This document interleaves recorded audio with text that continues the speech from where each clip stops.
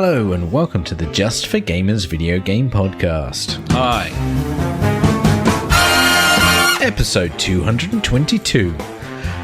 Feeling those lighters. It's the real motherfucking deal, y'all. In this week's episode, we try the new eFootball Pro Evolution Soccer 2020 demo. JfG Ash has a runny nose. JfG Alex compares some racing games.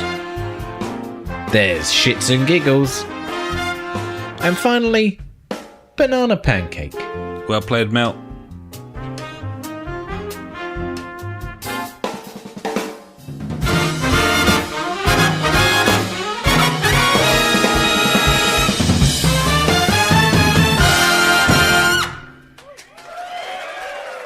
Hello and welcome to the JfG Podcast. This is episode 222. My name is Alex and I'm joined, as ever, by my very good friend Ash. Hey buddy, how are you doing this week? Episode 222. Hey buddy, yeah, as always, feeling good on a Wednesday. Yep. I'm just popping a picture of Andrew Lewis and Fred Durst. Andrew Lewis. Or whatever his name was. Who was it? Aaron Lewis. Aaron, close enough, whoever it was. We were just talking Stained. about. Yeah, Stained. Yeah, they're on the live stream now. Excellent Just news. there in the bottom left-hand corner. No one knows And you why. know why? No It's one knows because, why. Well, I know Well, why, we buddy. It's do. because this episode of the JfG podcast is the real motherfucking deal, The y'all. real motherfucking feeling those lighters. Feeling those lighters. Yeah. There we go. Just really feeling them. Feeling those lighters. Got it. Yeah. Name of the podcast. Right, yeah. We're back, everyone. Yeah, we had a 2 weeks off and then we start with this shit. Well, Yeah. you're welcome. Yeah, feeling good on Wednesday, yeah. Sparkling thoughts give me the hope to go on. And all that shit. Yeah, buddy, I've been busy. Not gonna lie. Oh, go on. Well, the reason I didn't do last week's podcast because I was absolutely bollocks. I had been painting the bedroom and we got it all replastered and it's all lovely. Well, it was really shit in there actually. It was better than what it was. It was nice and smooth. And yeah, for some reason I was painting every evening till like 11 at night and it's quite dark in there. The lights weren't working because they weren't all wired up yet. That's one of the jobs I also did at the weekend. Okay. So I was painting whilst holding my phone, with the old torch on. That seems entirely sensible to me. Yeah. I can completely understand why you were doing that. Yeah, and when it came to doing the podcast on Wednesday, I was just like, you know what? No. Just no, buddy. I can't do it. I'm physically... You chose bed. I did. I did choose bed, which was nice. It was really nice, actually. I enjoyed bed. Well, we're back now. Yeah, we're back now. Nice. Yeah, we're back in the zone. I'm talking about absolute wank that no one cares about. So yeah, finished off painting. We got some new blinds, some the wooden slatted blinds. Yeah, they're very nice. I know. Upper class, mate. That's what I am. Definitely, yeah. Actually, to be honest, it's made a really big difference to the room. Looks really good. They used to obviously we got the new windows in there. I don't know, like a month ago or whenever it was now. And for the windowsill, they used to be like PVC, like on top of it, but underneath was this like wooden original like windowsill. So I was like, yeah, fuck it, we'll have that and I'll restore it. So I've been sorting all that shit out as well this past week, making it all nice and tidy. But yeah, I just think it looks nicer than PVC, really. Bit of I'd wood. agree with that. It's more natural in a way. I mean, yeah, you just want 4 walls and Adobe slats for your girls. Exactly. That's all there is to it. What's wrong with that? Exactly. I've also been on a work team building day, buddy, which was work team building day, yeah, which was mandatory. Yeah, this was the first one I went on was a couple of years ago when I did the white water rafting and got a paddle in the face. Yes. That was good. So obviously we went back to the same place because that's where team building happens. That's what it's all about. And like paddling. And we did pretty much the same stuff, but bar one thing. So we did the high walking thing in mini golf again, and I was like, great, I've done this. That was cool. Did that for 5 minutes. Then instead of last time we did, I think it was like laser tag or something. This time it was combat archery, buddy. Okay, and what does that involve exactly, buddy? It's a small area in a very lightly dense. What's the opposite of dense? Lightly dense? Less dense? I don't know. Wooded area. Sparse, yeah. Sparse wooded area. Quite a small area. I think there was like 7 on each team. You have 1 arrow and a bow and a face mask, obviously, for safety. And on the end of the arrow is just like this rubber ball.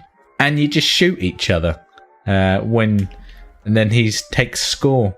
And at first I played it all stealthy and like, oh yeah, archery, and I was like Legolas or whatever. It was pretty cool. Trying to think of other archers, but I can't. Link, Robin Hood. Robin Hood. You're from Nottingham. You can't think of Robin Hood. You say I'm from Nottingham. I live in Nottingham. I'm not from Nottingham, buddy. Don't tell me with that bush. You belong to them. One of us. Well, I didn't think I'd have such a simple and easy and elegant opportunity to mention Celeste during your intro. Oh, there you go. It very much sounds well like what you were doing on your team building exercise, buddy, was heading out into a field and playing prequel to Celeste, Towerfall Ascension. In a way, apart from I can't fall from the sky.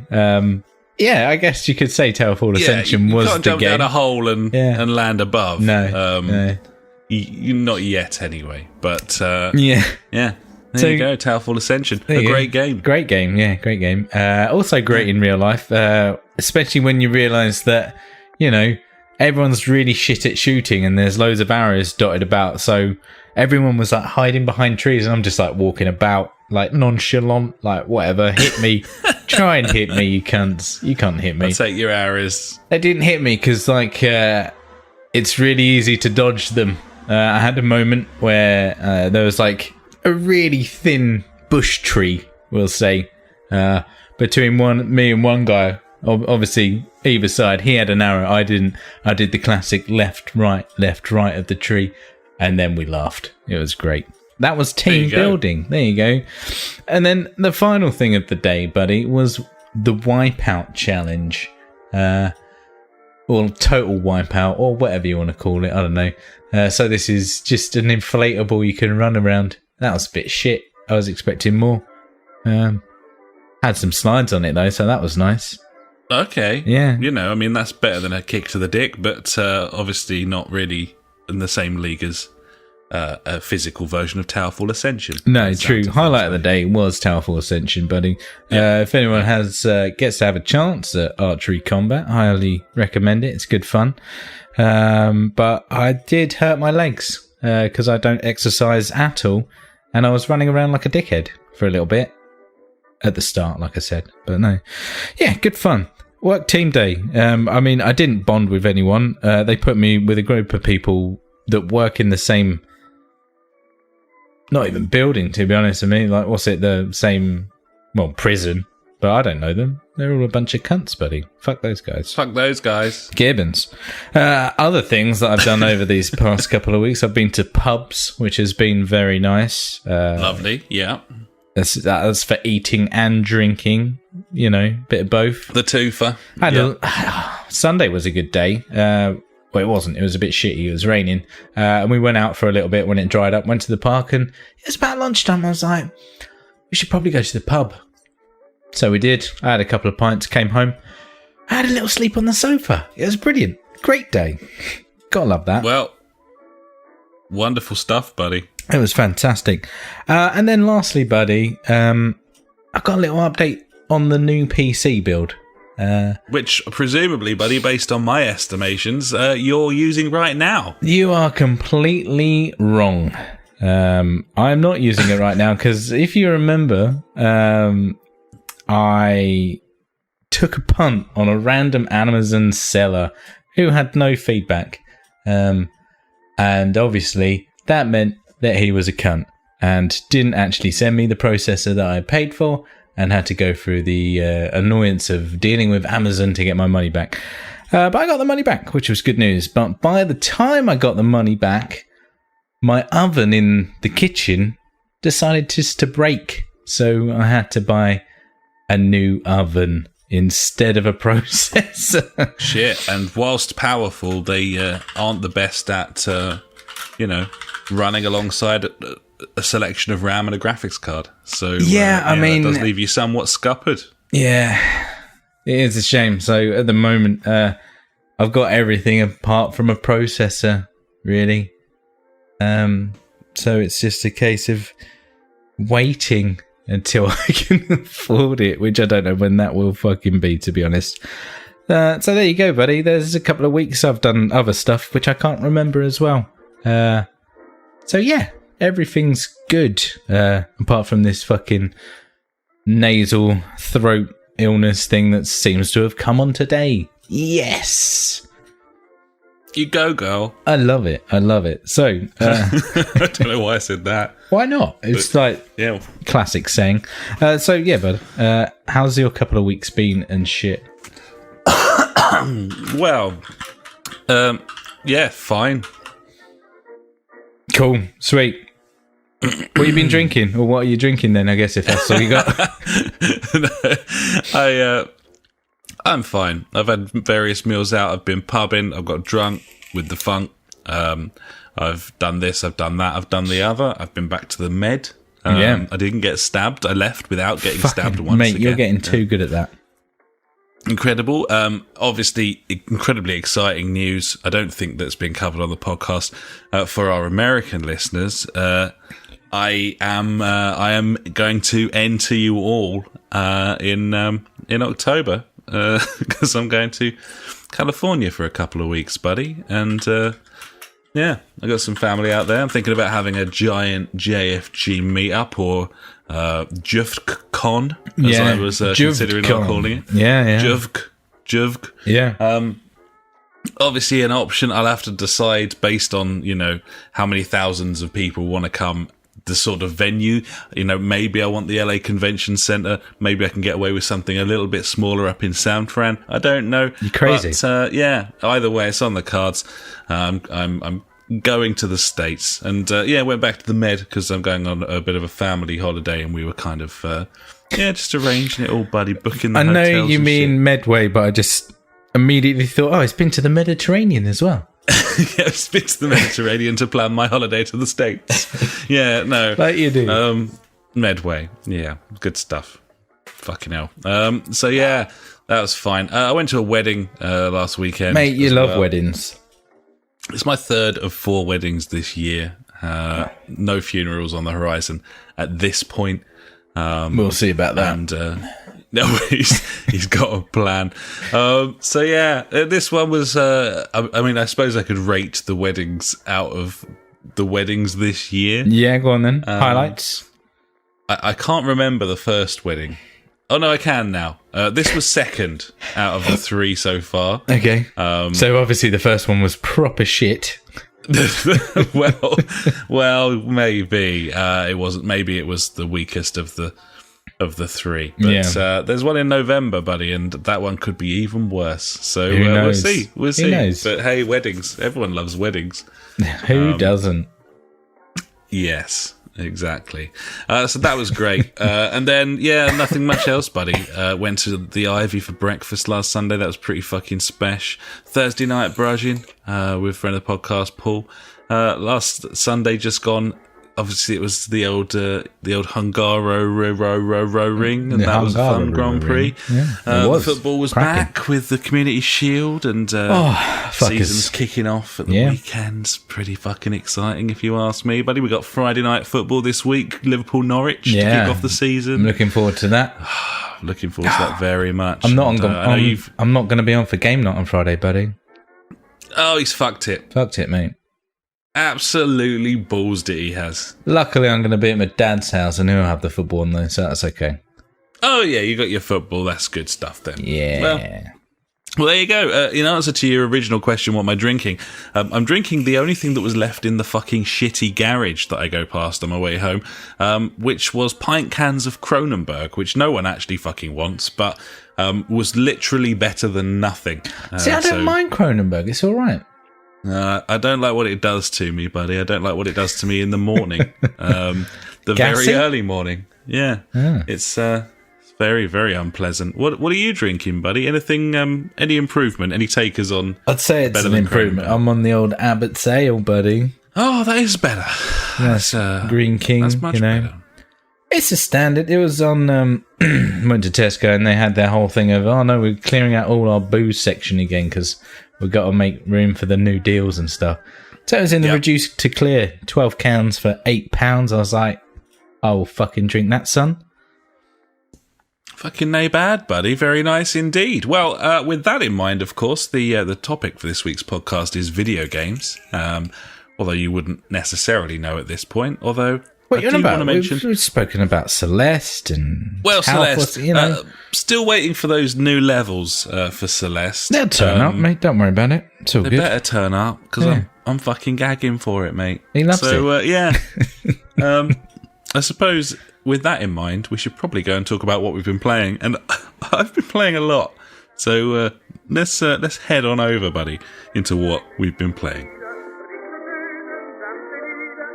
So would you like to kick things off, buddy? Get the old proverbial ball rolling, as it were. What have you been tucking into with your little thumbs? Well, this is obviously for our younger listeners because we've got loads of them. / probably not. I've been playing some Fortnite, buddy. / being a good dad. So, because my son got a really good report card and stuff at the end of the year, I said, look, bud, you can have a season pass. Because like all of his mates, fuck it, every kid under the sun has a Fortnite season pass apart from my son. I'm like, nah, fuck that shit. I'm not no bitch. I'm not paying for that kind of thing. And he's been fine with it, to be honest. But I was like, you know what? Like, he's like, all of his mates have got all these fucking skins and stuff. And like, when I listen to their chat, they're like, oh, you're in a noob skin. You've got like the noob skin on. It's like, well, fuck it, no. And like, kids are just cunts anyway. You know that. So I was like, fair dues, bud. You can have this. So I bought him the fucking tier with the extended thing. So he got like 20 tiers up of the 100 already. I was like, cool. So he was already in front of his mates at that point. So he had all like the latest gear. So he was showing it off and things like that. But then people started catching him up. So I was like, shit, I can't have this. Like, he needs to be... I just want him to feel like special for like just a little bit. So obviously I've been booting up Fortnite and there's all these different challenges you can do to earn like extra XP and stuff like that. So I've just been smashing them up for him. So I've been getting him all like the new skins and the new whatever, the fucking shit you unlock through it anyway. So like he's like, when he plays it with his mates, he's like, yeah, I've unlocked all this cool stuff. And they're like, wow, that's awesome. I'm like, sweet. So yeah, I've been being a good dad. I think you've been grinding for your son. Yeah, man. And strangely enough, something very different in the 80s, but yeah, no, fair play. To be honest, it hasn't been like I've quite enjoyed it. Like the game, I'm mainly playing like Team Rumble, which is like 20 on 20, like first to 100 kills. So I haven't got any like the fucking pressure of like, oh, I'm going to meet someone, I'm going to die, and they got to respawn, or not respawn. I have to start the whole thing again. It's just, you know, it's like a team deathmatch. It's all right actually. Like I don't mind it. It's more fun. I think it is the battle royale game mode I don't like. Full stop. Yeah, I've kind of come to that conclusion having played 3 or 4 different iterations. It's just not for me. I like it's. One, I'm not that good, so I will die, and 2, it's just too stressful. It's fucking. Well, it's ballbacks. I'm not that impatient either. Well, like, yeah, there's that as well. I don't know the instant gratification of dying and like being chucked straight back in. Like it just makes it feel so throwaway. Like it's just so unimportant exactly. and uninteresting. Right? But yeah, it's good. I'm getting the hang of building stuff now. I can make myself a little tower and get up in it and like speedy do it. I'm playing it on PC, which I'm finding a lot easier as well than on controller. So that's also good. But I think that's probably it about Fortnite, unless people want to hear about how I'm still being a good dad. And I feel like I'm going to continue to do these little challenges and stuff for him. It's all right. It's not too bad. Secondly, buddy, I've been playing Gears of War 4. Me and Trophy Annex managed to get about 2 or 3 hours in over the weekend of this. And first impressions, buddy. It's not that great, is it? Well, I played like an hour of it, having, and then we sort of decided, me and the missus, to work our way through the other games in the lead up to Gears 5 being launched. So we were halfway through Gears 2, and already kind of running out of steam, if I'm honest. We really enjoyed playing through the first game, and a lot of pleasant surprises there. Certainly the krill sections, I found them incredibly annoying the first time round, but to be honest, it didn't really bother me on this occasion. So, yeah, but 4, it just feels... It hasn't got the... Well, firstly, it hasn't got the sparkle of a Gears of War game. Like, it doesn't feel like that fucking big special franchise, and I think that's got a lot to do with the fucking... insipid storytelling. Just I don't know. It's just I don't give a fuck about anyone. I don't care about them. No, it's just dull. It's just dull. Yeah, and it doesn't look that great either. No, they try and do like a nice setup, as in like how they got from where they were to where they are now as an intro sequence, which is fine. You know, you're doing the storyline, but also I didn't care at all about what was going on. I was like, "Where's Marcus Phoenix?" You know. Where's the team? They're probably all dead. I can't remember. But yeah, storyline, characters are pretty weak. There's a lot of cutscenes. Well, the cutscenes seem to go on for quite a while. Just put your troll down because you thought you were playing a game. You're not. You're watching one. Yeah, I know. I'm not a massive fan of that, unfortunately. Yeah. And then when I did start playing the game, it felt very old. In its movements and mechanics, as in, you know, like Gears of War was when that first came out. But when that first came out, that was cool, because it was like, oh wow, the cover system's really good. The moving from cover to cover is really good. But unfortunately nowadays, you know, I'm going to compare it to The Division. That game shits all over it with its cover to cover movement. And also the shooting. The shooting in Gears of War 4 is horrific. We were playing it on hardened mode or whatever it is. There's not normal. The next one up, thinking, that'll be all right. It'll be fine. I was continuously running out of ammo and just being stuck in positions which I shouldn't be in. It's. I don't know. It just feels like a really old game, sluggish, and I don't know. The movement, the shooting, everything. Well, they're the main things in that game. And obviously the enemies are just complete bullet sponges like The Division, but once again, if the movement and you can't flank them as easy as you can, like the countless times I was not going into cover or I was diving out the way and things like that. It's just not good enough.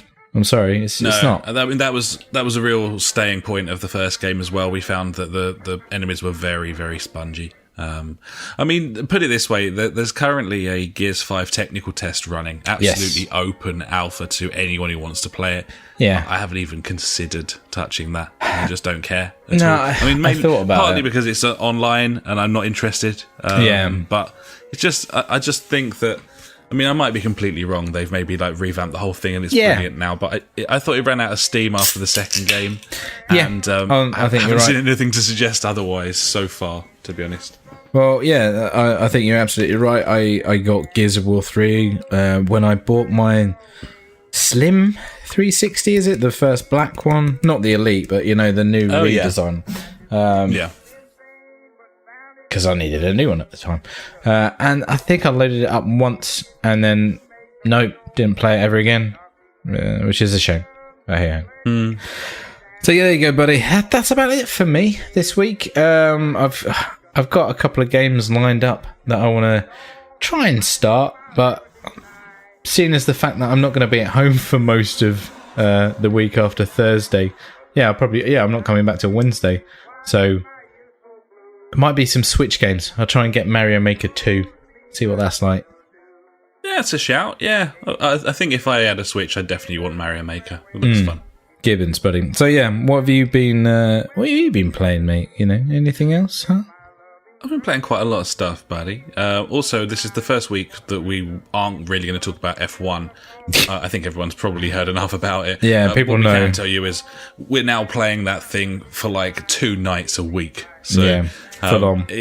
Absolute obsession for all of us. It's a masterpiece of a game. And I forgot that it was Drive Club Monday.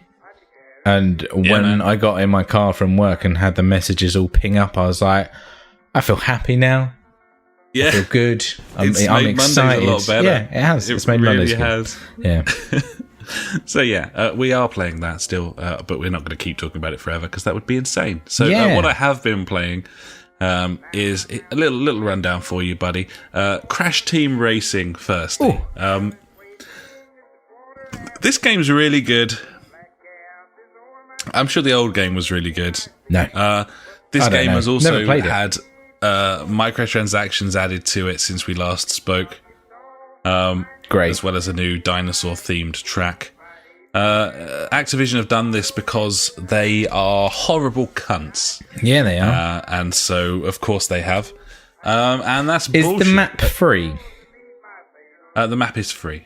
So I think that's the trade-off these days, because obviously, like the new Call of Duty, they've said as well that all the maps are going to be free, but obviously it's going to be riddled with these like horrible microtransactions. Now, in my eyes, I'm like, fine, do that. I don't care as long as like it doesn't affect the game, like the gameplay, like people just buying skins and shit like that. Like fucking do that. If I get more content for other people being retards, sure, I don't care. I think I've come to the conclusion of that now. I don't care that they're there anymore. I mean, it looks suspiciously to me like there are different karting skins that you can get that offer stuff like 5% NOS boosts and that sort of thing. That's when it gets wrong. That's bad. Which obviously is complete bullshit. The bottom line is I couldn't give a flying fuck about any of that because at no point will I ever play that game online with people I don't know. That's true. I certainly won't play it with anyone who's willing to get their wallet out to buy a fucking skin for Crash Team Racing, because I wouldn't be totally speaking to that person. What I can tell you is it runs fucking liquid smooth in 4-player split screen at 60 frames. Wow. It's on my shitty old PS4 from 2013. Yeah. It's a pleasure to play. It's brilliant fun with 4 people as well as the AI. And yeah, we had like a proper tournament. The missus had some old friends down, and they got a mutual love of all things like Bandicoot. And so yeah, it was really good, brilliant gaming session. And yeah, we've been playing it a fair bit, me and the missus. It's not especially fair because it's a karting game and they aren't. There's an element of that's luck. how it works. Yeah, unfortunately, it's rock hard, this game. But what I will say is the nuance in the boosting mechanics makes it a real fucking Tony Hawk's experience to me. Like stringing together boost after boost after boost. If I would imagine if you're looking at like speedrunning folk, then they could probably string together essentially one long boost for an entire race, because you know, if you're not boosting, you can be drifting around a corner to build boost. Whilst boosting, you go off a jump and you boost, and it's just really fun and it feels really skillful and satisfying. Couple that with a great wealth of content just out of the box, just because the original game did. I'm sure if this was a new title, it'd have 6 tracks, but that's not the case because it's a remake. It's just really good, and at the price that it came out at as well, and the fact that it'll hit a deep sale and be 20 quid in no time. Like that's fucking money well spent, buddies. Yeah. I promise you that. If you're after a good fun karting game, there's a shortage of really quality ones outside of the sort of realms of Nintendo, where no one wants to tread. So yeah, I thought the Sonic one was a bit disappointing, really. Didn't review very well, didn't look that great in the end. I was pretty disappointed about that, but massively surprised with this one. And I sort of semi-hated it when I first played it because of how unfair it is with the sort of blue shell mechanics and shit, but frankly, it's a lot of fun and really, really good. Nice, buddy. So there.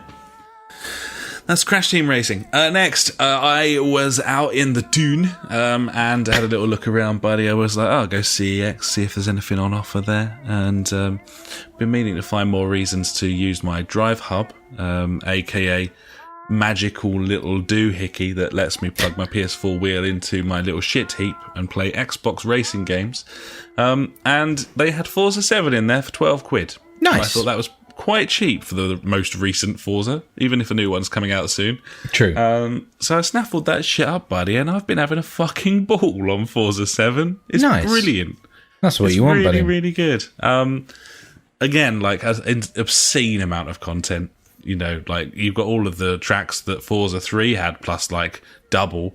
And then in terms of the vehicles as well, like masses and masses of vehicles. Plenty of fucking DLC bullshit, microtransaction bullshit here as well, by the way. But that's video games at this point. And yeah, there's not much you can do about it except not buy them. Or pick them up for 12 quid. That's true. And giving the developer and the publisher nothing. Yes. So I went down that road. So yeah, you're welcome, Microsoft. Suck a bag of dicks. There we are. Forza 7. It's really fun. It's a great game. It's always a little bit kind of trial and error with the drive hub because it's a wheel that isn't designed for that console. It's doing some interpretation. You get some weird little glitches and foibles here. For one thing, if you pause a game whilst using the drive hub with the wheel sort of turned sharply, then it'll kind of stick there and rumble away weirdly. That happens in some games. Nice. It's a small price to pay for, what being able to you do. Yeah, exactly. But it's not ideal, certainly. And each game requires a fair bit of tweaking because some of these racing games aren't even recognizing that a wheel's connected. So, you kind of got to fuck about with it a little bit. And essentially tweak controller controls to work with the wheel. But Forza isn't one of those. It's got kind of constant controller and wheel inputs for you to tweak, and it's literally got that Project Cars thing of fucking 50 sliders and faders, and you can kind of move everything. Nice. And same old story really. Too many degrees of rotation. Have to tighten that up a little bit, and then perhaps not quite. The dead zones on the brakes and that sort of thing. But yeah, no, I'm racing it fully manual with assists off because that's our thing now, apparently. And that's what we do. Been driving about in a little Fiat 500, and then I was like fucking about in a little Atom around Brands and shit. It's really good, really good. The AI is good as well. It doesn't just follow along in a procession like many Codemasters games do. It's got more of a. They overtake each other, they get into scrapes, and you see cars like flying off and shit. And some of the most enjoyable moments I've had so far are playing the game's old tracks, the ones that have been on Forza since the first game, really, like that Maple Valley and that's it's a classic. Sebring and that sort of thing. I didn't really like some of those tracks back in the day, but they just flow really nicely. And when you're doing it all manually as well, it's kind of a pleasure. It's almost like a sort of wonderful remastered version of some of those old tracks. So it's a great game. It's really good, and everyone should probably get an Xbox. But hey, there we are. So as this is the simulation racing game on Xbox, how does it compare to Gran Turismo and F1? And I suppose Project Cars as well to a degree. Yes, sorry, Project Cars too. Yeah. No, it's cool. GT's far more. This feels more vicious than GT. GT feels more neutered, more soft, and I suppose more arcadey. Just because of the way that the cars kind of brake and stuff. It's just more it's the same way that GT has always kind of been. It's got this sort of almost like a slick sheen over it that kind of detracts from realism. Doesn't mean it's a bad game. It's actually a very good game, but Forza's got a bit more grunt. The cars feel weightier, they feel more vicious, and kind of more powerful as well. And all of that serves to make it feel more realistic than Gran Turismo. Compared to Project Cars 2, I don't believe Forza 7 has the sort of... Well, it certainly doesn't feel like it's got the physics engine that Project Cars 2 has. It doesn't feel like it's got the simmy realism of Project Cars 2 either. Yeah. It's still quite simmy, but there's just this little sort of arcade streak running through it. So it's maybe a little bit more accessible than Project Cars 2, I would say. I've got Giga Ram in the chat saying Gran Turismo sucks compared to Forza 7. Well, I wouldn't agree with that at all. I think that they're different games, really. But yeah, I mean, GT Sport, when it came out, I thought it was absolute bare bones, like a bit of a fucking joke. That's true, really. But they have continued to add and add. They have, at the same time, they probably should have released a finished fucking product. Probably should have. Place. They've taken the Ubisoft approach there. They have. Forza certainly got so much more content than Gran Turismo. But also Forza is absolute ball bag online against like strangers, whereas Gran Turismo GT's actually fucking playable a decent online. Thing, isn't it?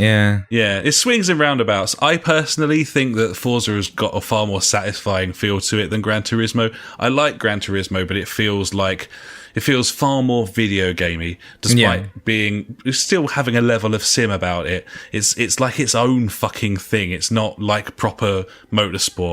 Whereas Forza, you know, herring round like in a hot hatch round Brands Hatch, for example, it does feel simmy. It does feel like it kind of captures the spirit of racing more. But I would argue that neither of them can hold a candle to the feel that you get when you're racing around on Project Cars 2 on a good wheel with the assists off, like open wheelers or something going around Silverstone. It's special, that game, in comparison. So yeah, that's kind of how I would see things, buddy. It's really good, though. I really like it. I'm having a ball on it, Forza. And so nice as well, because I always quite liked Forza. It was kind of ahead of its time, really, I thought, when it first came out on Xbox. And it's just nice to revisit a series that, you know, we made our decisions, we bought our PlayStations, and it's just so nice to be able to play like a timeless franchise that I loved before I made that switch. So, yeah, it's cool. That's always good. Nice, buddy. It's all good. Yeah. I was going to talk about Shadow of War, but I've only played it very, very briefly. I'm kind of through the intro and about a half hour later, so I want to reserve judgment on that for a little while, and we'll see on that one. Funk's got a little thing to say about that as well, coming up a little bit later on in the show, buddies. But a couple more things that I've been playing, buddy. Firstly, I've been playing My Time at Portia or Porsche. I don't know. Probably not Porsche, but it's My Time at Portia. This is on Game Pass. It is an RPG stroke Minecraft. So it's like it's like Fable with Minecraft mechanics. Like, okay, you run a workshop and you have a builder's manual. And you take on projects and you build, and you do that by going around an open world environment collecting resources, and then building shit and then taking it to people. But then there's also full blown like dialogue tree story elements and decisions and missions and all that sort of thing. And it's really weird, to be honest. I don't really know what else to say about it. It's certainly not a game that's designed for someone like me, but it's quite nicely put together. It's quite cool. What is this? Pardon? I'm just looking at images of it. Like, yeah, they do farming and stuff, and yeah, it's got farming. It's got like Viva Pinata sort of mechanics in there as well. Weird. So it's like Stardew Valley and Minecraft and... Yeah. Okay, yeah. Sure. Are you going to continue with that? I don't think so. No, not sure. Not sure why I would. The missus was quite taken with it, though, so... Yeah. It might continue to get an airing. It seems quite good at what it's doing. I think it's more of a kiddie game. Certainly sort of very fetch questy. Yes, and that's the issue with games like that, really, isn't it? The substance of the game is slim to none. Yeah, it's well put together, but it's kind of a tired formula. Speaking of, The other game that I've been playing this week, buddy, is the latest Worms game. Yeah. Worms WMD. This is just rubbish. Right, there we go. That's the review I need. Well, it's just Worms. If it was the first Worms game, it would be probably quite good. It's all just Worms, buddy. That's all it is. They're Worms. all Worms. It flashes it's up Worms at the again. start like 25 years of Worms or something. It's like... And nothing's changed. Well, is there another franchise in video gaming that has evolved so little, has done so little, like, technologically in terms of invention than Worms? Because it's the same fucking game. I'm going for Tetris. Never mind for Tetris. The jump from, like, Worms 97 to, like, Worms Armageddon, for example. Yeah. That was probably a slightly larger leap, although still, mainly graphically, it's still the fucking same game. Yeah. Since Worms Armageddon, it's the same game. They they tried identical. 3D, buddy, and that didn't work. Yeah. Well, this thing's got vehicles in it. That's the twist this time. Is there a Worms Battle Royale game out yet? It's the vehicle stuff's rubbish. Like, it's really fucking clunky as shit. You know they've thought about Worms Battle Royale. Like, they've been like, right, yeah, let's do this. Well, there's no way Worms, that they'd never do anything even vaguely as innovative as that. You know, the legacy of Worms is a dude created the game whilst doing programming at school. He sold all rights to Worms sometime in the early noughties and bought a nightclub in Bournemouth. Yeah, he did. Which he ran into the ground, and now who knows? That place is closed. But Worms lives on, buddy. It does still live on. You know. But should it? The answer They'll never no. die. It's just a clunky, shitty mess. As far as I can tell, the only thing that they've done that I don't remember being in the previous one is let you somersault jump forwards. So you can do, you know, the sort of double jump back you do to get up little surfaces. You can do that forwards now. There's your innovation since 1997. I love it. I love Worms. You know, it's a great game that got released a long time ago. Always been a fan of Worms to a degree. It's often been fun over the years, but enough is enough. Yeah. And know when to stop. Yeah. Finally, from me, buddy, very quickly, I've been playing Ashes Cricket because the Ashes are on at the moment. My cricket? They added Ashes Cricket. It's my cricket. Ashes, of course, being the tournament, the cricket named after me. Yeah. England and Australia, named after Ash here. No, real thing, real game. This game is bollocks. When was this released? How old is this game? It looks like a 20-year-old video game. It might have come out this year. Who can say? You reckon? Maybe. How and why? Well, no, I know why, because you want to play a cricket game. But how have you managed to be playing this? Is it on like Game Pass or something? It's on Game Pass. Ah, man. 2017 this game is. That's not that old. You would not guess that. It looks I do quite like the batting and the bowling, and I suppose those are pretty important. I mean, that's it, really, at the end of the day. It seems very easy. You've only got batting. Fielding and running else to do. I hit like 300 in like 15 overs, which there seemed you go. a little bit... it was on beginner, That's though, like 90 balls. Yeah. And could do the maths. But I can't. There's a lot of 4s and 6s. Oh, yeah. Add it up. It's like 300. It looks terrible, this game. It doesn't play that badly, considering. The commentary, switched that off straight away. Holy fuck. I had a wonderful moment. There's I think there's 4 or 5 different commentators, and that sounds impressive, but they've only got about 10 lines each, so, you know, that was pretty easy to do. You can save the game during a test match. Obviously, a sport where games can go on for 5 days in real life. You kind of need the ability to do that. I was playing a game and I saved it and I came back later and loaded it up and carried on playing, and the commentary team had changed, and there was something about that I thought was quite funny. I just thought it was. Yeah. I had this Aussie couple commentating before I saved the game, and when I came back there was some British dude commentating. I just liked the idea like that you do. The commentary team were just sitting around twiddling their thumbs, and then they were like, off. "No, we're going for lunch. Send that dude into the yeah, swap out. Yeah, nice. I like it. Anyway, it's fine. If you're in the cricket mood, it's on Game Pass. It's all right. It plays okay. It looks terrible. It's clearly awful. But whilst the cricket's on, if you fancy a bit of cricket, you can play option. It. There you go. That's what you can do.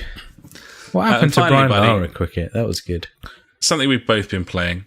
Oh, I think. Have you been playing this? Yeah, I did put it in the both section, unless you haven't played it. But I'm pretty sure you have. I didn't know if I'd put it in the both section. I couldn't really remember. But it's fine. The demo is out, of course, of the new PES. eFootball Pro Evolution Soccer 2020. It's the new football game from Konami, buddies, if you're not aware. They release a football game every year for some reason. Who knows? We don't know why. They continue to do it, though, and credit to them for that. And this is the new version. The demo's out. I've been playing it quite a lot. Let me ask you to begin with, buddy, how you feel about it. What are your sort of initial thoughts of this new version of the game? I have played 3 games of this. I think I played like Juventus versus Man United, all 3 games or something like that. I can't remember.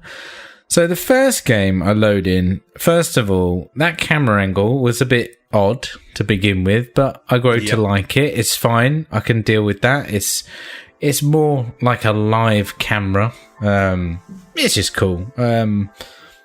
Zooming in, zooming out. It's quite, actually, to be honest, it's quite nice when the ball's further up the pitch either end, because you can see more of the pitch, I guess, in that sense. Yeah.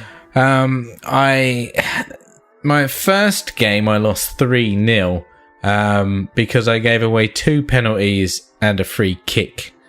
Now I feel like you can't really press the ball too much in this game because of that, and at no point did, like, me personally have control of the player that made the foul as well, which I thought was incredibly dumb, being the fact that he gave away 2 penalties. I can live with the free kick, yeah, that's fine, but for the computer like AI player to be fouling them in the box is crazy. It's mental. Then second game, I think it was 3-3, and then in the last game I beat him 3-1, I believe. That's progress. Yeah, I got better. Let's put it that way. I didn't foul them as much, which was good, and I learned that shooting's all right. Yeah, I mean, the main thing that I took out of it was, you can't press the ball as intensely as you can in every other football game ever made. Let's put it that way, because they will just fall over on their keys and hurt themselves. It just feels so like treading on eggshells all the time. It's such a delicate game. You know, like it's kind of a passive aggressive fucking thing. Like you just want to come and you can't. Like you have to keep holding it. You know what I mean? Like on the vinegar stroke. Delicate. Yeah, got it. Yeah. You just can't fucking just go for it. You can't just thump it. You just want to beat it off. It's so balletic. Like you just, little taps of the button, charge it a little bit, press the ball for a little while, sort of shepherd them. Now let go again. Otherwise, as you say, instant foul. It's going to be a foul. Just really sort of. Some of the decisions were not fouls. Like not talking about the penalties, but like some of the free kicks that I gave away were just. No, they were not. It wasn't a foul. I'm getting the ball, and I'm just like, has this game not learned? Like. Because it's always had issues like that anyway. I think it's accurate. Yeah? I think I don't think it's accurate as in I don't think that like it's giving fouls that aren't fouls. Like it totally is doing that. Yeah. But that's football. Yeah, Like no, now, totally. I understand. That's the sport now. I guess so. Yeah, people are buying more fouls and things like that. Yeah, if you watch the Premier League, or if you watch La Liga, just watch a game and see how many fouls are given that definitely aren't fouls. And the rules of the sport used to be like, if you get the ball, it's not a foul. But now, if it's like you knock someone over, or they have a little roll about, or you press them a little hard, true. Like, even if you get the ball, then it can be considered dangerous. Like several times since I've been playing this, I've come sliding in. I've taken all of the ball and nothing of the man. It's been completely legitimate, and the ref's blown the whistle, and I've got angry, and then I've thought about it, and I've thought, yeah, in real life, they probably would have given that. Now, that's pants, though. I know, but they're trying to emulate real football. The reason that they've gone eFootball Pro Evolution Soccer is because they're trying to emulate the real sport, and make it the definitive virtual version of the sport. I think that this is all a tactic. So does that mean, like, when we play teams online, they're just all going to be cunts and try and buy fouls constantly? Well, they will be anyway. They all are already, obviously, and have been for years. But I don't know. I mean, what it means is it's kind of like a more of a game of chess, and harder to just like power through teams. Like it's more tactical. This game's much slower as well than last year's game and than FIFA. And some people will find it incredibly frustrating for everything we've just said. Some people will find it a complete delight for those very same reasons, because it's like a battle of wits, almost, like working your way through. And I think it's going to be a bit Marmite in that respect. Like I find it pretty frustrating a lot of the time. Then there's sort of flashes of genius in there. I think the passing's very nice. I think the crossing and the way that the ball is so analog, that typical PES thing, is great. Like, it's really great. The AI, they have fixed the AI in this demo compared to last year's game. I'm not noticing like very obvious patterns of what it's doing. It's nice and random. And stuff like tactics have never really mattered as much as they possibly should in video games of football. But the way that this game's made is going to be absolutely crucial because of how delicate everything is and how easy it is to give fouls away. It's harder to get out of trouble. And I found that I was playing as the Arsenal and I was pushing the front three, like really pressing the ball and causing them to make like massive mistakes and play balls that like weren't on and that sort of thing. There were flashes of real brilliance there. The camera, it looks nice, but I don't think it's practical. And I changed it to the old camera, and that made the game feel far less special. I think one of the things that's making it feel like this is a leap forward from last year's game is that camera. And when you switch it back to the old one, you realise that it's not much different, this game, than the last one. So that's kind of a big thing, I think.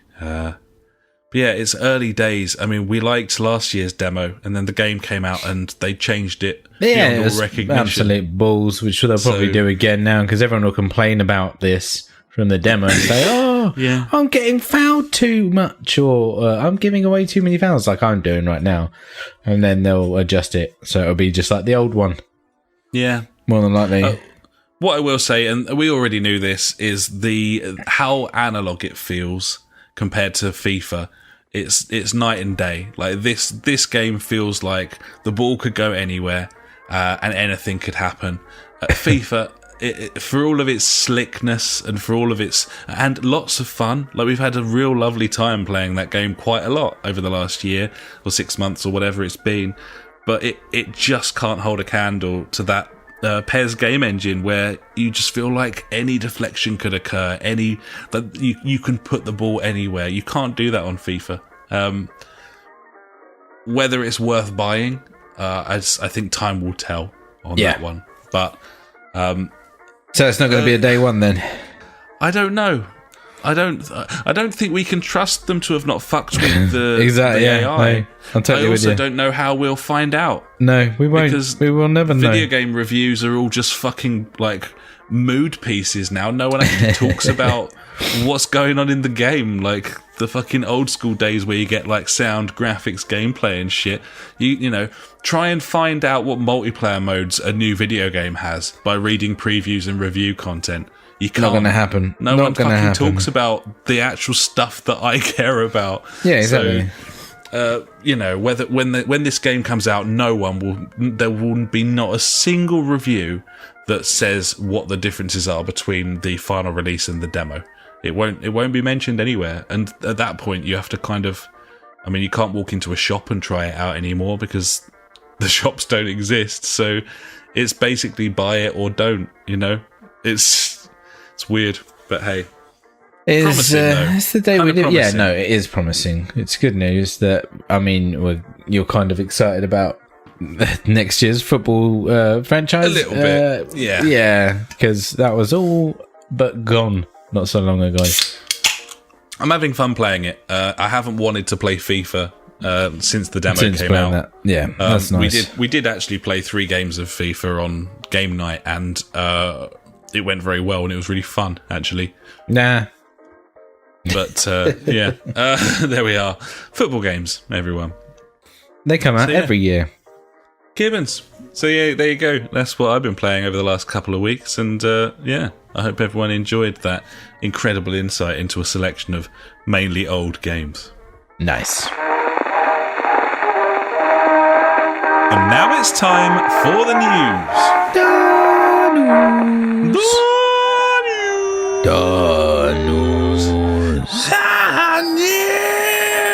Oh, fucking news. There's not much news, even though we've got 2 weeks to look back on. I know, we're in the fucking drought right now. There's nothing. There's just nothing. Number one. The Epic Game Store adds cloud saves. Yes. Not to everything yet, but it's kind of on the way. Some games. So it's kind of like Nintendo do it. Yes. Badly. No, yes, like Nintendo. Sure. So yeah, that's happening, and people are pleased. So that's nice. They're getting there, aren't they? Epic, scraping by with the money allows. Just after their 3 million payout for the fucking tournament and whatever. Tell you what, not that I gave a fuck about that, but I was on YouTube earlier, and it was fuck knows who the guy is. Does one of the late shows, Jimmy Fallon? No, not Jimmy. Jimmy Fallon, Jimmy Kimmel. Yeah, Jimmy Fallon, I think it is. He had the dude on there that won it. And fair dues to the dude, the 16-year-old. He's just a humble guy. I thought, he's going to be a massive tool. He's just a nice guy. It's like, yeah. Fair play. Like, I wake up at midday on a weekend, have a banana, then I'll warm my hands up, and then I'll play Fortnite. And that's it. There you go. I was like, sweet. Like, that's a life. He wasn't like a dickhead or anything. I expected him to be an absolute tool, but there you go. That happened. Hey ho.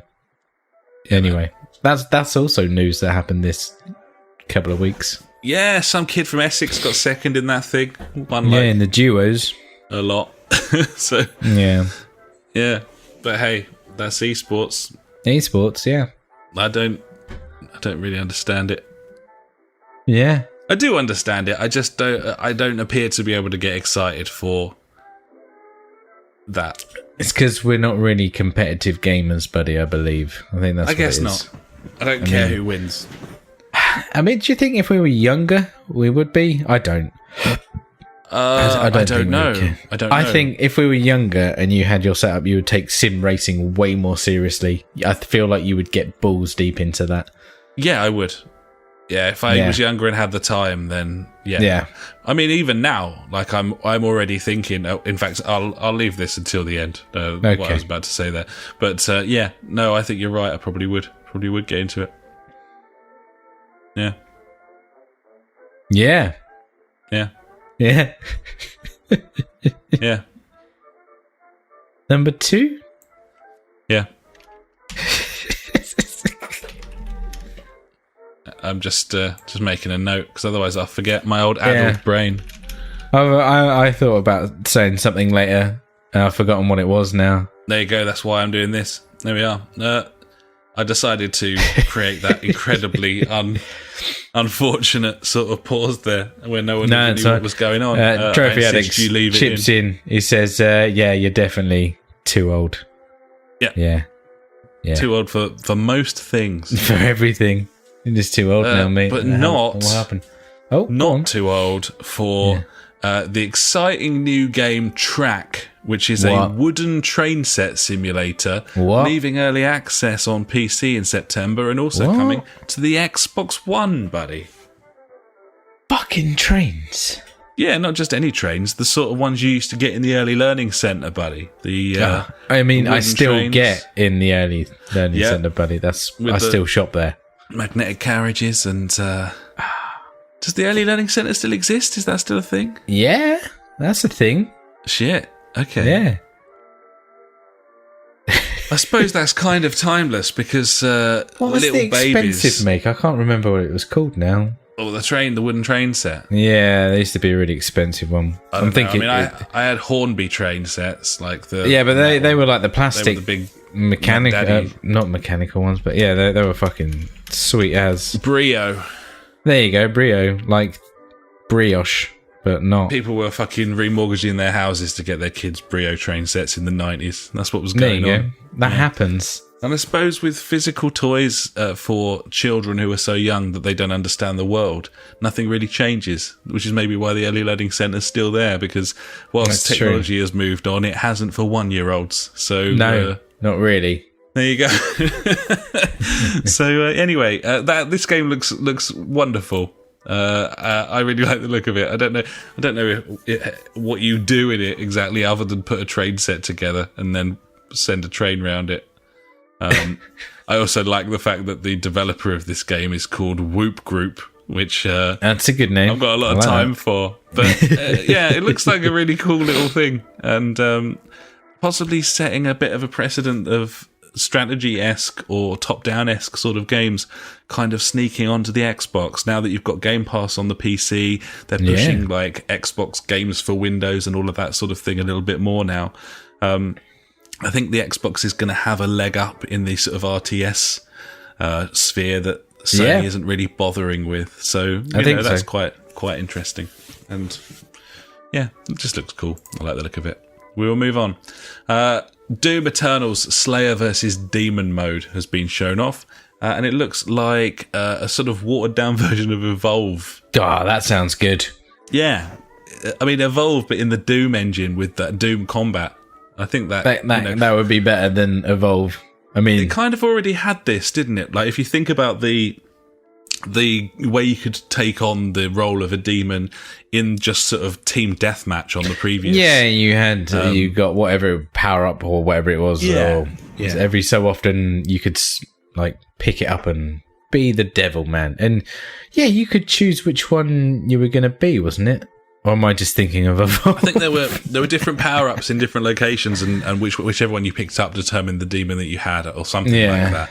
Something happened. It was quite a lot of fun and quite chaotic because a lot of the levels were kind of too small for an animal that size to like occupy. So it was pretty fun, I thought. And this is just a twist on that, like a game mode for it. So yeah, it's not that ingenious, but it's quite cool. And Evolve could have been real big, I think, if they hadn't fucked it with the microtransactions and tiered stuff. So, yeah, fucked it. What happened? That will happen. Next, Schoolboy. Sony has now shipped 100 million PS4s. This is the quickest any console has reached the unit, 100 million units there. Which is pretty bizarre, in my opinion, if you think about it, considering how basically sort of uninteresting the PS4 is. And I'm not saying it's a bad console. I think it's a great console because of its versatility. But if you look back at all of the sort of consoles that we grew up with, it's probably the most fucking faceless. Like, there's always been at least like a gimmick or something. Like, what's the gimmick with PS4? It's just a PC, isn't it?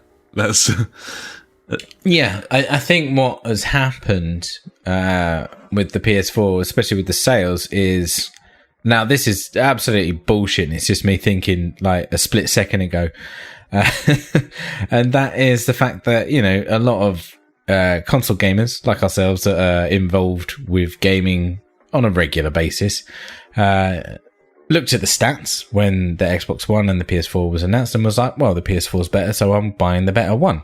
So obviously that swayed a lot of people, But then, if you think about it, I reckon more your average Joe would buy like a PS3 over an Xbox 360. I don't know. Yeah, maybe. And so I'm just saying those people that would have bought a PS3 have now bought a PS4 because their PS3 is like dead or just really old and shit. But also the boost from like people like us that were like, well, that one's better, so I'm going to buy that. So I think that's how it's got there so quickly, I reckon. And stupid people like me that buy two of them.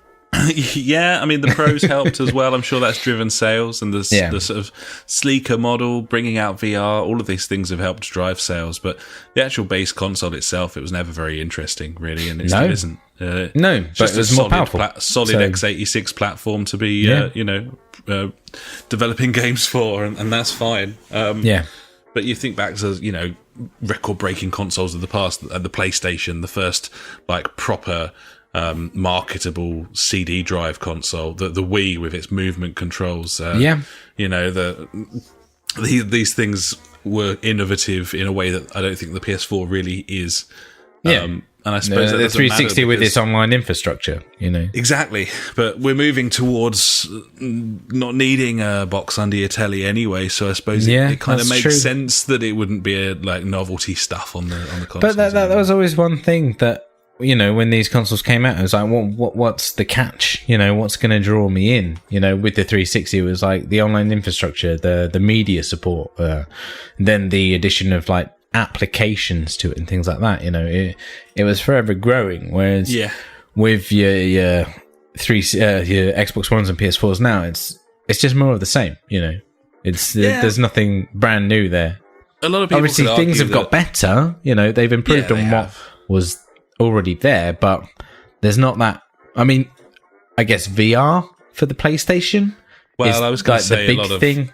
A lot of the sort of biggest innovations are software related, really. But you can't really underestimate the way that it allowed you to hit a button and start broadcasting yourself, like the streaming stuff. Yeah, that's true. I guess that was pretty innovative, I suppose. Yeah, and SharePlay, I guess. SharePlay as really well. Utilised, being able to share clips at the touch of a button, like that.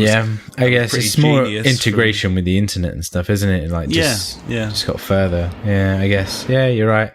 And then, I suppose PS Plus as well. Oh, hello. It's all kicking off out there.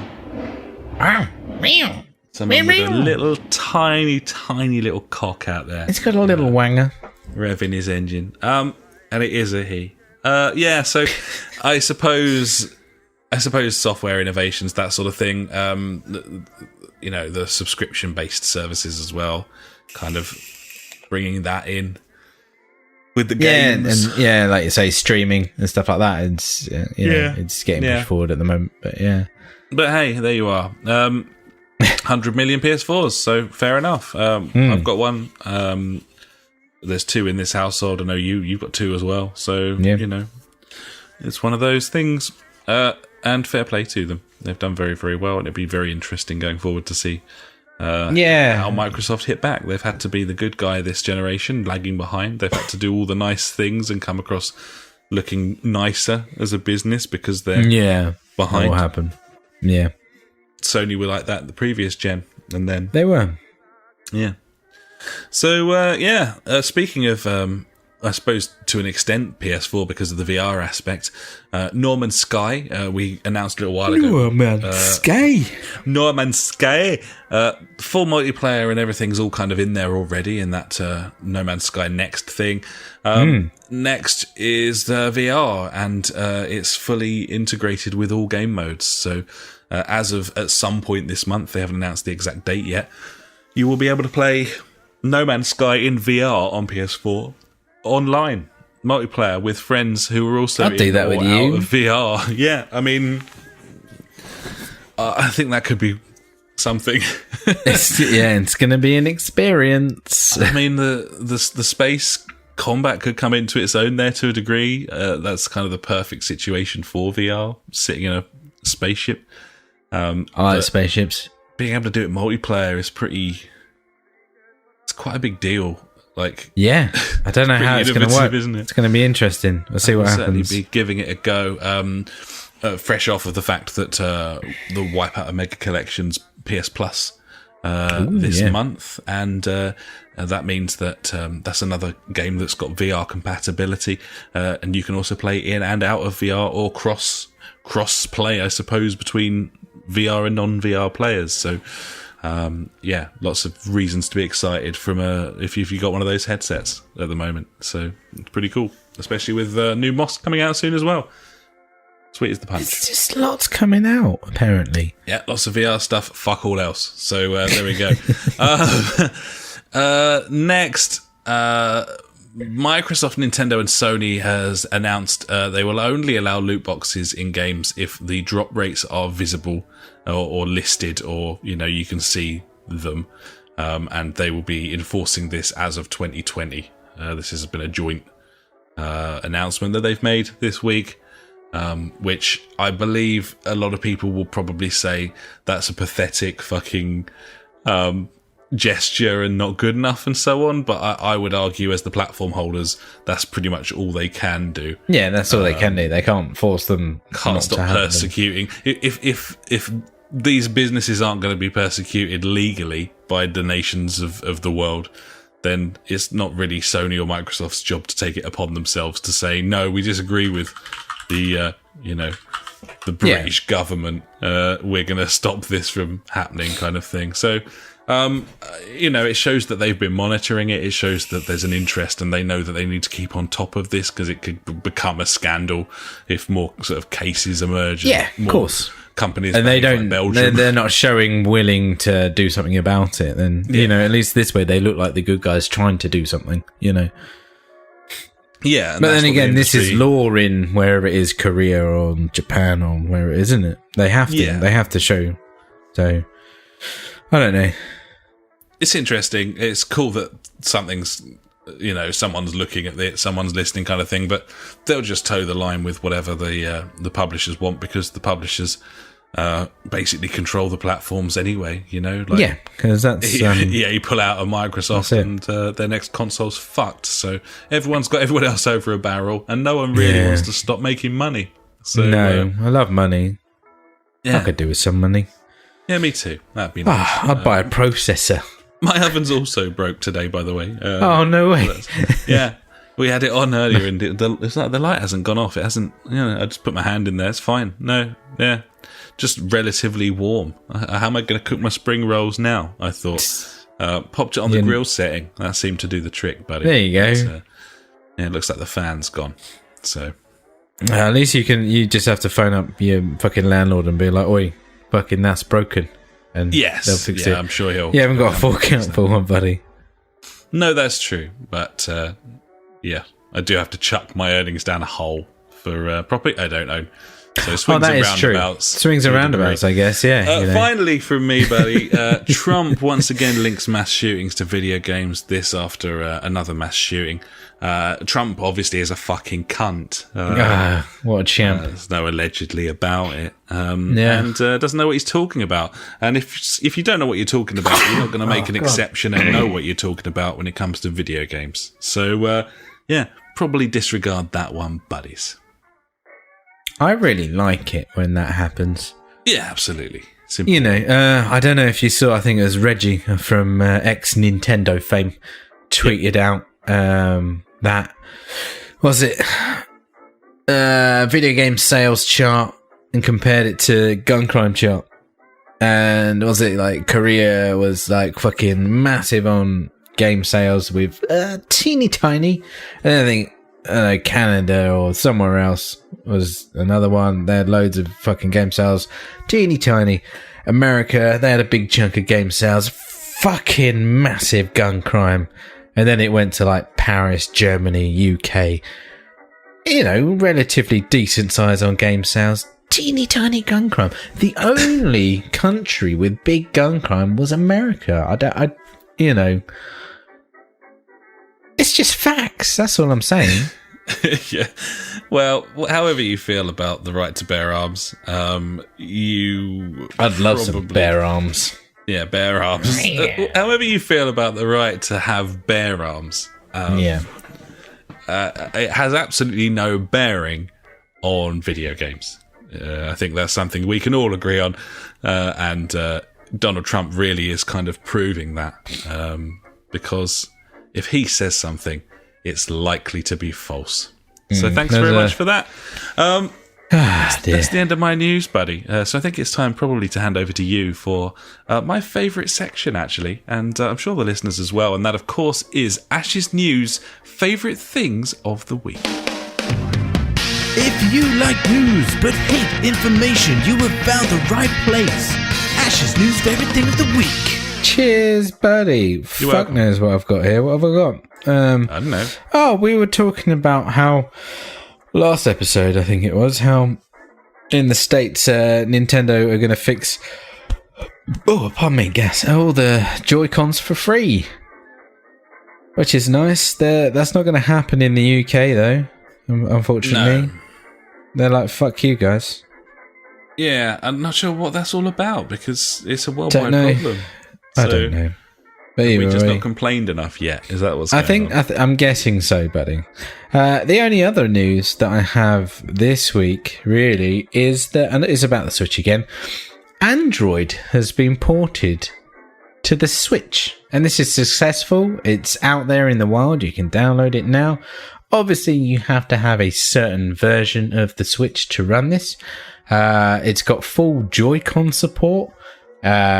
Also, I believe it has PS4 Remote Play running on it. You can play all your Netflix and stuff like that. It's Android at the end of the day. You can do everything that you can do on an Android. There are a few issues with it at the moment. Battery life is not great because it's running in like something not power save mode, I can't remember, some mode where it drains battery quite a lot, but if it's plugged in, it doesn't matter. And also when it's docked, the screen doesn't turn off, but trust me, it's not going to take long for people to fucking work out this.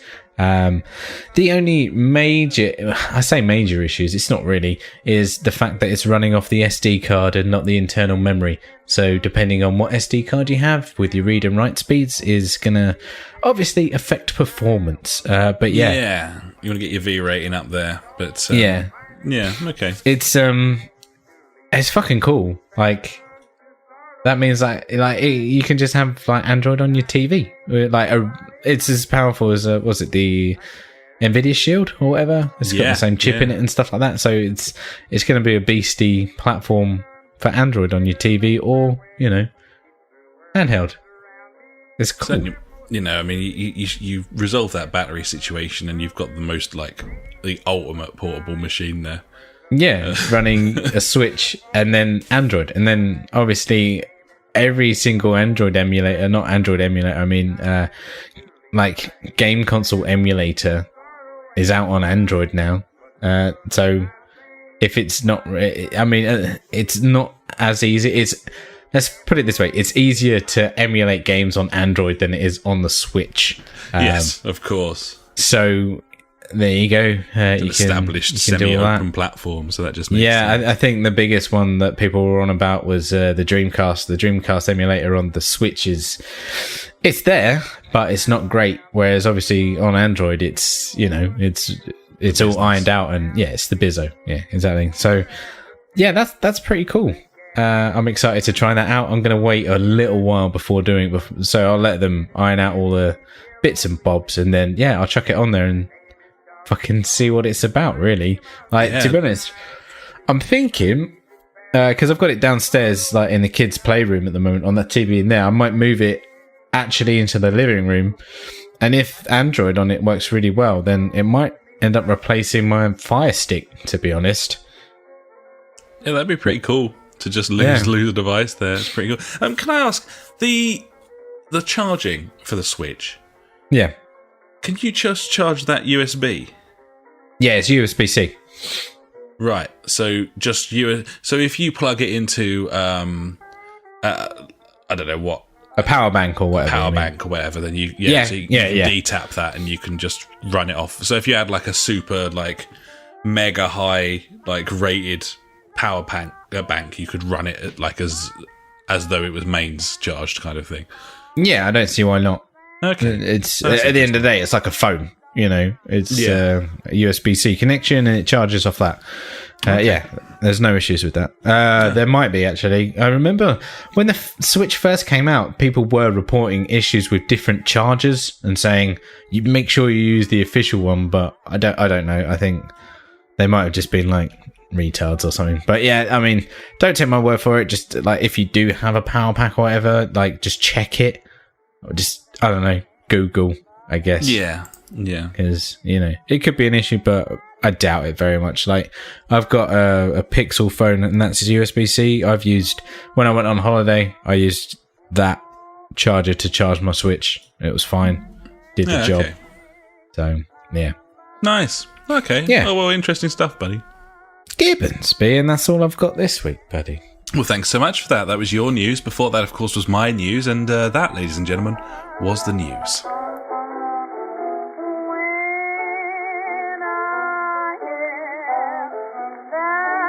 So, a very brief question here, buddy, where we'd normally have out this week. The answer is no, nothing is out this week. Okay. Literally no games are out in this particular week. It's the first time it's happened this year. And probably will be the last, I would hope. But what I was talking about with my steering wheel dilemma earlier, buddy, is I was thinking about maybe getting a new steering wheel for Christmas, something with a clutch pedal, maybe a little shifter, looking at maybe like T300, something like that. Yeah, the next step up. I suppose the question is do you do that? Do you take the plunge? It's like an awkward time because, like, you got to think about compatibility exactly in the future. Exactly. What's it going to run on? I don't know. Obviously, my saying to that is get a PC because then it will just work. But that's a big no for you. I know that. I mean, if I was going to spend 300 quid on a wheel before a console came out and not know it's going to work on it, I don't think I would. That's the thing. I don't think that's a wise decision, even though you do have your drive hub or whatever, which will pretty much you would think would work because you just got to resolve it, but it's not. It's not as it's not perfect, elegant. is it? Yeah, no, exactly. It's not what you want. Like, I mean, I was looking at my G29 the other day. It's got a PS3, PS4 switch on it. Yeah, great. What about PS5? It's great that I can use it on an older console, but what about the next one? You would hope that they would just work, but these, at the end of the day, these are companies that want to make money. So, fuck you, really. At the end of the day. Yeah, I mean, the problem is when we do upgrade and move on to a new console, we're not going to be able to afford to pick up a wheel at the same time. No, not at the same time. The ideal would be to get one in advance. But the good news about the PS4 and PS5 is that the games are going to run on both, I think, isn't it? The games will run on both, but will the wheels? No, but hopefully you would still have one of your PS4, so you could play that game on your PS4 with a wheel. That's what I'm saying. True. I mean, the wheels that we have now, I'm not saying like go and buy another wheel because you can still play on the old console. I mean, like, even when we buy a new console, if we want to play the wheels, we can play it on our PS4s instead of the PS5s. Yeah. I mean, and then in time, we'll pick up another one. I got my wheel for like £105, and I've got an insane amount of value out of that thing. Yeah, like, if that thing broke now, I would be completely satisfied with that thing. I just don't want to chuck my money away on a new one and then find that in a year I won't be able to use it in the way that I want to, kind of thing. So it's difficult. Exactly. And the main reason I'm bringing it up is because I think mine's kind of very gradually dying because of the amount of wear and use it's had. I can kind of hear the belt turning in it and that sort of thing after hundreds of hours of use. So my hand might be forced because I just don't think I could. There's no point in having a game console without a steering wheel anymore for me. And I think probably everyone else is in the same boat. So there we are. Anyway, it was just a little dilemma that I've got. And if anyone's got any ideas, then please get in touch. I don't really know. But for now, we will move on. Well, just quickly, Trophy Alex has popped in the chat. He says, I remember a lot of the official PS3 headsets and shit didn't work on the PS4 when it was released and stuff like that. So, there's history there where this shit doesn't work on the next gen. And that's the main thing I would worried about. He's absolutely right, and some people would suggest that the fact that they've said that the games are going to work means that the peripherals will. I would say the opposite is true. Like, the fact that they've already extended that olive branch and said that they're going to make the software work properly is every reason for them to not fucking bother with the hardware. So it's not a fucking identifier of where it's going to go, is it? So yeah. I mean, at the end of the day, it is what it is. Like, I don't think any of the older wheels work on the new ones, kind of thing. So why would they do the same? Troth says a lot of the things were resolved months later, though. So maybe they might add support to it going forward. But that would be down to Sony to do that, though, wouldn't it? I think. I suppose so. Yeah. Because another thing, like Sony and Microsoft and whoever sending in these consoles, they want you to buy all the new peripherals, like the official controllers and stuff like that. So. Because it's more money for them. I just don't know why Thrustmaster or Logitech don't invest in making their wheels cross-platform. I don't see I can't see any reason. It's not like they're competing. Like I don't know. It must be how they work, because like my USB headset, it doesn't work. It works on PS4 and PC. It does not work on Xbox when I plug it into the USB. Yeah, I suppose so. I mean, it's just how they work. My Drive Hub proves that you could do it easily. Yes, that thing is this big, and I don't know what's in there, but magic is there. Yeah, it's literally the size. It's smaller than it's half the size of my phone, and it makes it work. So I don't know. Anyway, there you go. That's my dilemma. And now it's time for Fuckwit Corner. Fuckwit Corner with Funk. Fuckwit Corner with Funk. He's got some questions.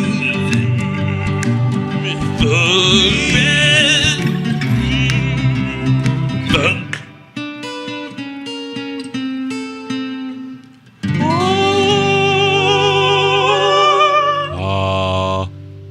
Has he got any questions, buddy? I think he's just checking in one last time. Funk revealed this week that he has picked up God of War. I'm expecting to hear a little bit about that in the coming weeks.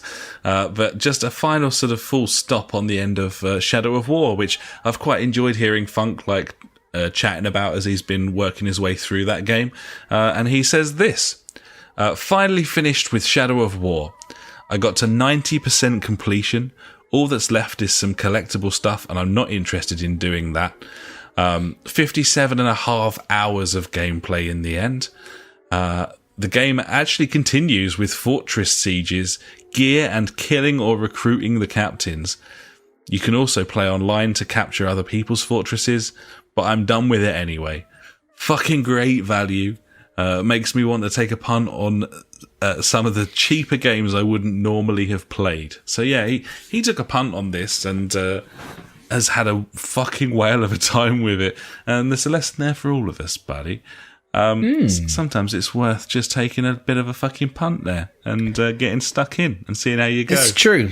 Yeah, I mean, obviously, sometimes it works out, sometimes it doesn't.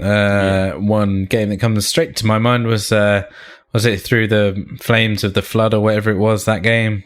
It looked really nice from the images. I thought, that'd be a good game. So I bought it. It was okay. I played it for a couple of days and that was it, which is a shame. But when you do find that game like that just gets you engrossed and, you know, it was just a random punt at nothing. It's really satisfying. Yeah. You feel like you found, like when you found a new band, buddy. It's that feeling. Gibbons, you feel like you've discovered something a bit cheeky. Yeah. Yeah, absolutely. Yeah, no, I'm really pleased he's had such a good time with it. And as I said, he's on to God of War now, which is cool. And I'm sure he'll enjoy that very much. But yeah, it is lovely when you just end up pumping loads of hours into something that you just didn't really expect to. Yeah, I've had lots and lots of experiences of that over the years, mainly because I've got very quick to make a sweeping judgment about a game. Bloodborne springs to mind as a great example of a game that I just assumed was not in any way for me, and then I ended up pumping loads of hours into. And to be brutally honest, and embarrassingly so, The Witcher is a game that I didn't think was for me at all, and I ended up playing over 200 hours of. So, sometimes it's worth taking the plunge, buddies, especially with single-player games.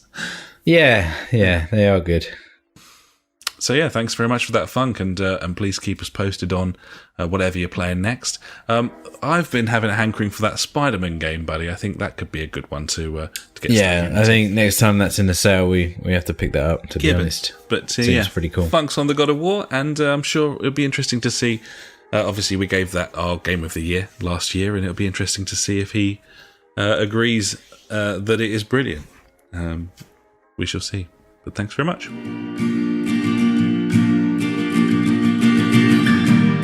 Every week, we end the show with questions and comments sent in by you. If you've got anything for us, just pop an email to the JfG Podcast at gmail.com or contact us on Facebook, Twitter, or at justforgamers.co.uk.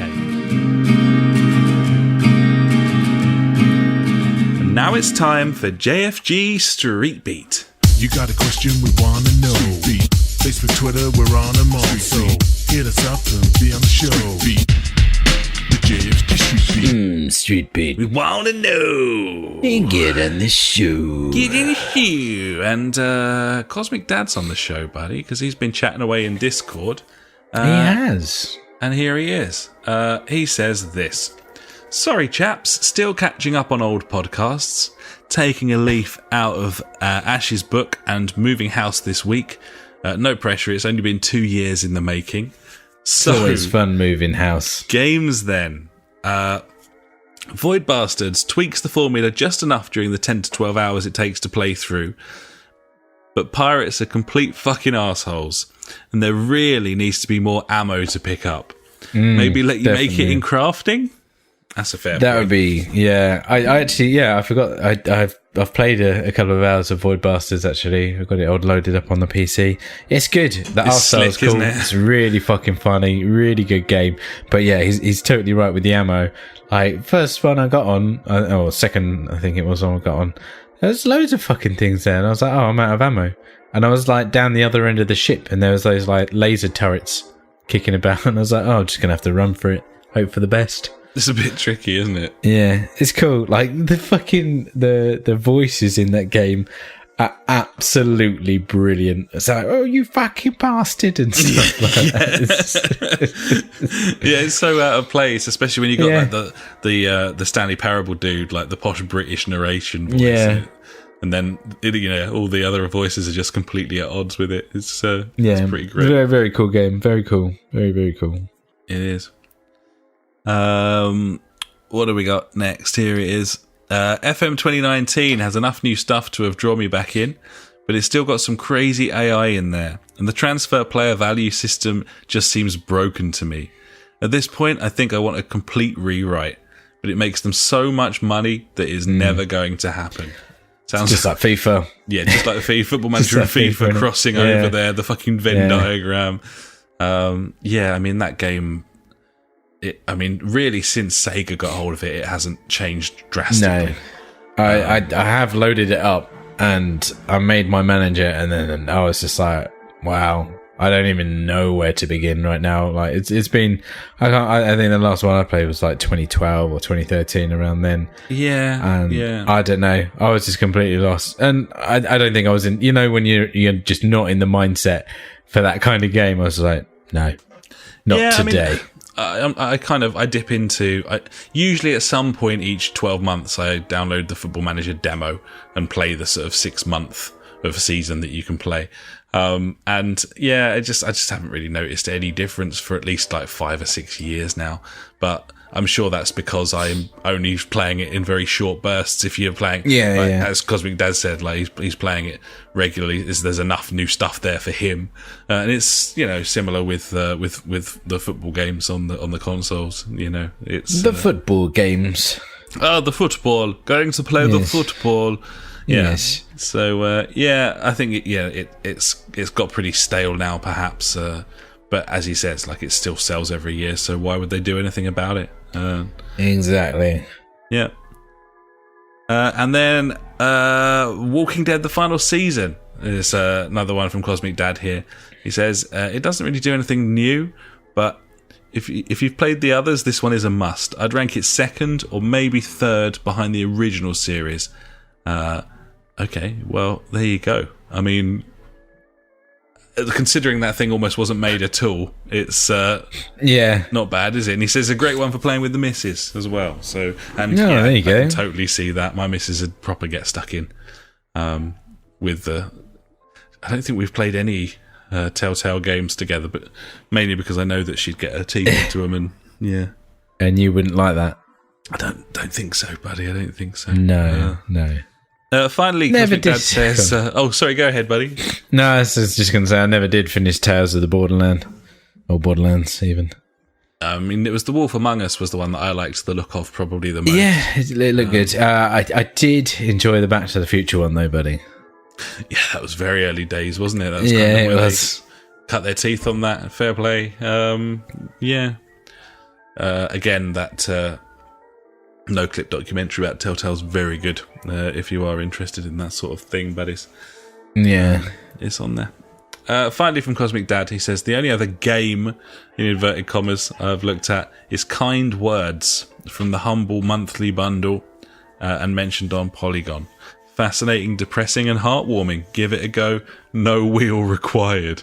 There you go. Is that one for you, buddy? Maybe. Because obviously there's no wheel. That looks quite cool. I haven't looked at it, to be honest. I've been a lazy bastard. So I'm going on your comment of it looks quite cool, as in I might have to look at that now.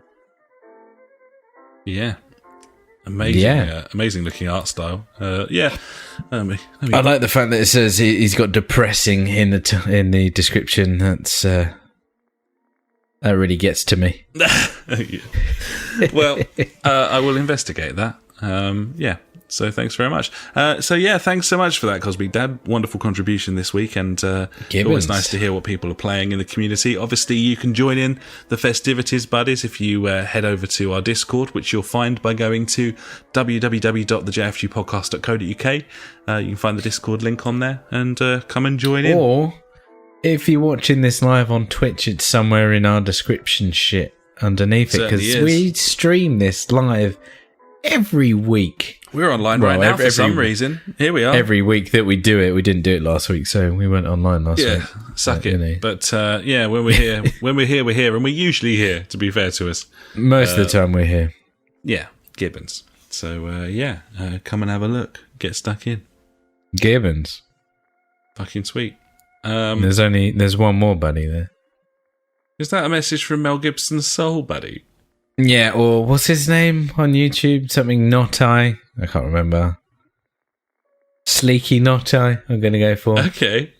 I can't remember anyway.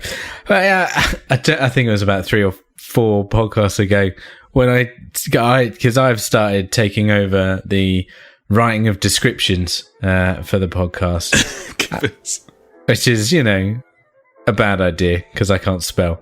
I have to fucking check the title like 4 times before I post it, because I'm like, is that how you spell Tom Brady? Is that it?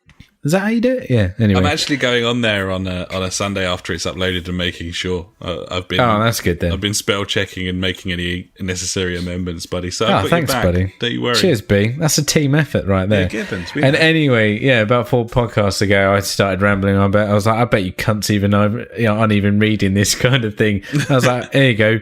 Here's the fucking magic word or whatever, banana pancake, and bam, there you go on our YouTube channel. He's like banana pancake. Boom. There you go. So at least we know Mel Gibson's soul. It's always reads nice that the podcast description. He checks in from the wasteland every now and again, buddies, so we know he's still alive. Hey, I went online the other day and he was playing Battlefield 4. You know. Yeah. That's it's probably the only game. He used to play that and NHL, I believe. Yes, absolutely. Good times. Good times. Gibbons, well, nice to hear from you, and nice to hear from everyone. Thanks, everyone, for their contributions this week. And, yeah, cheers for that. So I think that'll about do us, buddy. That is episode 222 in the bag. And, yeah, in dem sack, if you will. It's all done. What the fuck are we going to do now? Exactly. I don't know. I'm going to blow my nose. I need to apologise for the sniffling and the sneezing that has happened this podcast. You know, these things happen. You just wake up one day and you're a bit poorly. Mate, it is what it is at the end of the day. You should never apologise for art. That's true. To be honest, when I sneeze, for some reason I do a woo after the last one. I kind of just do it for funsies. That's something to listen out for. Yeah, earlier on I think I did a couple of sneezes and then you hear a woo. Fucking woo bingo. Exactly. There you go. Check that shit out. Nice. But I don't know what we want to do after this. Probably look at the store. There's another sale on, I believe, being Wednesday. Lovely. Yeah. It's normally our thing. I've got some credit that I need to stick on my account as well. So yeah, sweet. I'll probably do that. And, I love it. Yeah, I love it as well, buddy. Fucking sweet. Oh, well, lovely stuff. We'll jip off and do that then. Thanks so much for listening, everyone. If you have. If you haven't, then, you know. Oh, and obviously a special thank you to our live listeners, you know. Yeah, thank you very much, live listeners. Thanks, Trophy, for chipping in throughout. And, yeah, fucking sweet as the punch, buddies. We'll be back next time. And, yeah, until then, we'll say ta-ra in a particularly British fashion. I've been Alex. He has been Ash. Goodbye. Ta-ra.